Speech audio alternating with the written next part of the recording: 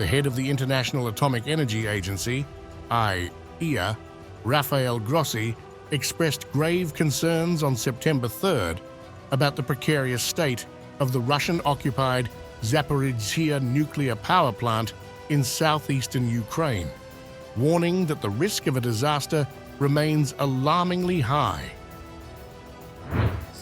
Grossi's comments came during a press conference in Kyiv, following a meeting with Ukrainian President Volodymyr Zelensky and top nuclear and energy officials. The discussion focused on the deteriorating conditions at the Zaporizhzhia facility, as well as security concerns at Russia's Kursk nuclear plant, where Ukrainian troops are in close proximity. Europe's largest nuclear power plant, Zaporizhzhia, has been under Russian control since shortly after Moscow launched its full-scale invasion of Ukraine in February 2022. The plant is currently not operational, but its strategic importance and vulnerability have made it a flashpoint in the conflict, with both Russia and Ukraine repeatedly accusing each other of endangering the facility through shelling. Both sides deny the allegations. Grossi, who is slated to visit the Zaporizhzhia site on September 4th, described the situation as very fragile, noting that stability is often fleeting. I think the situation I have very often characterized it as very fragile.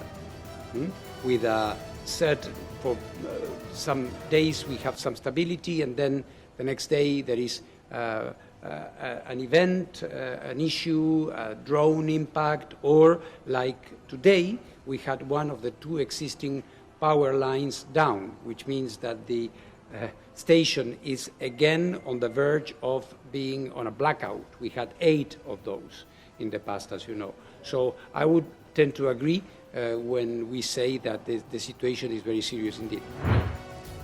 Earlier, Russian news agencies reported that a high-voltage power line at Zaporizhzhia had automatically disconnected, a troubling development given the plant's reliance on external power sources.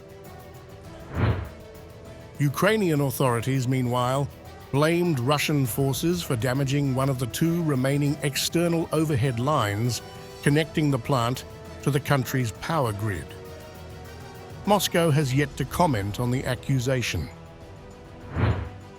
Ukrainian President Zelensky, who visited the nearby city of Zaporizhzhia on Monday with Dutch Prime Minister Dick Schoof, acknowledged the grim reality surrounding the nuclear site. At this stage of the war, it is not possible for Ukraine to take back control of the plant. Grossi also visited Russia's Kursk nuclear plant, which he described as extremely fragile due to its lack of a protective dome, heightening fears of a potential nuclear incident.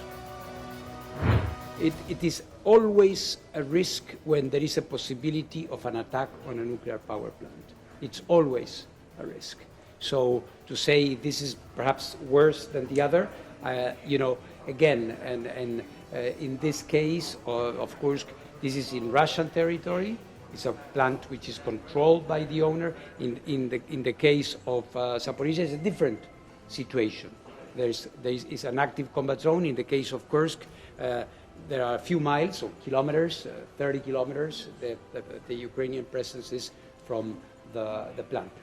In both cases, a reason for the IAEA to get involved and to try to know more and to prevent a nuclear accident.